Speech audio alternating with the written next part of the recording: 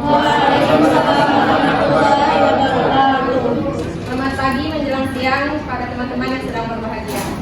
Pertama-tama marilah kita panjatkan puji syukur kita kehadirat Allah Subhanahu wa taala yang telah menghadirkan kita sehingga kita dapat berkumpul pada kelas siang ini. Pertama-tama perkenalkan, nama saya Atika Komalasari. Saya sebagai moderator pada hasil diskusi kami yang berjudul Urgensi Integrasi Nasional sebagai salah satu parameter persatuan dan kesatuan bangsa. Adapun anggota kelompok saya yaitu Fatima, Intan Komalasari Saputri, Kader Krisma, dan Fitra Ramdhani.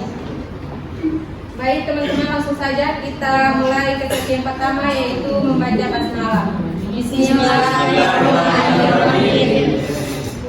Selanjutnya penyampaian materi yang saya persilakan yaitu Fatima untuk materi pertama. Silakan. Di sini saya akan menjelaskan yang pertama yaitu urgensi integrasi nasional sebagai salah satu parameter persatuan dan kesatuan bangsa. Adapun istilah integrasi nasional dalam bahasa Inggrisnya adalah nation integration. Integration berarti kesempurnaan atau keseluruhan. Kata ini berasal dari bahasa Latin integer yang berarti utuh atau menyeluruh. Berdasarkan arti etimologisnya itu, integrasi dapat diartikan sebagai pembauran hingga menjadi kesatuan yang utuh atau bulat. Sedangkan nation artinya bangsa sebagai bentuk persekutuan dari orang-orang yang berbeda latar belakangnya, berada dalam satu wilayah dan di bawah satu kekuasaan politik. Adapun pengertian integrasi nasional, yaitu integrasi nasional adalah proses mempersatukan bagian-bagian atau unsur-unsur dan elemen yang terpisah dari masyarakat menjadi kesatuan yang lebih bulat sehingga menjadi satu bangsa. Materi yang kedua yang akan dilanjutkan oleh Intan Komalasari Saputri, dipersilakan. Baik, jenis-jenis integrasi.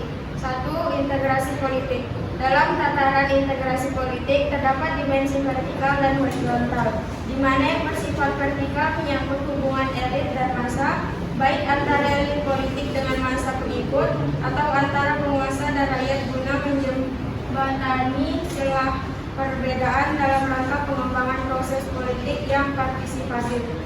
Dimensi horizontal menyangkut hubungan yang berkaitan dengan masalah teritorial antar daerah, antar suku, umat beragama, dan golongan masyarakat Indonesia. 2. Integrasi ekonomi. Integrasi ekonomi berarti terjadinya saling ketergantungan antara daerah dalam upaya memenuhi kebutuhan hidup rakyat. Adanya saling ketergantungan menjadikan wilayah dan orang-orang dari berbagai latar akan mengadakan kerjasama yang saling menguntungkan dan sinergis. 3. Integrasi sosial budaya. Integrasi ekonomi berarti terjadinya saling ketergantungan antara daerah dalam upaya memenuhi kebutuhan hidup rakyat. Adanya saling ketergantungan menjadikan wilayah dan orang-orang dari berbagai latar akan mengadakan kerjasama yang saling menguntungkan dan sinergis. Dan materi yang ketiga akan disampaikan oleh Pak Dian Usman, dipersilakan. Pentingnya integrasi bangsa. Integrasi bangsa diperlukan guna membangkitkan kesadaran akan identitas bersama. 2. Menguatkan identitas nasional. 3. Membangun persatuan bangsa. Adapun 3 model integrasi di Indonesia. 1. Model integrasi Imperium Majapahit. 2. Model integrasi kolonial. 3. Model integrasi nasional Indonesia. 1. Model integrasi Imperium Majapahit. Model ini bersifat kemerajaan. Imperium Majapahit struktur kemerajaan yang begitu luas, berstruktur konsentris. Dan materi yang terakhir akan disampaikan oleh Fitra Ramdhani, dipersilakan. 2. Model integrasi kolonial. Model ini juga disebut dengan integrasi atas wilayah India Belanda baru Indonesia capai pada awal abad ke-20 dengan wilayah yang tentang dari Sabang sampai Merauke.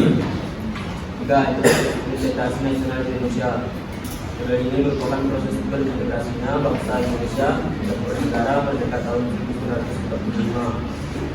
Model ini dimaksudkan untuk membentuk kesatuan yang baru demi bangsa Indonesia yang merdeka, memiliki semangat kebangsaan, nasionalisme yang baru atas kesadaran bangsa yang baru. Strategi pengembangan imigrasi di Indonesia. 1. Kesempatan pembangunan ekonomi. 2. Ancaman dari luar dan politik kepemimpinan. 3. Kekuatan lembaga politik dan ideologi nasional. Yang bertanggung Demikian presentasi kelompok kami. Saya sebagai moderator minta maaf apabila ada kekurangan. Sekian dan terima kasih. Wassalamualaikum warahmatullahi wabarakatuh. Waalaikumsalam warahmatullahi wabarakatuh.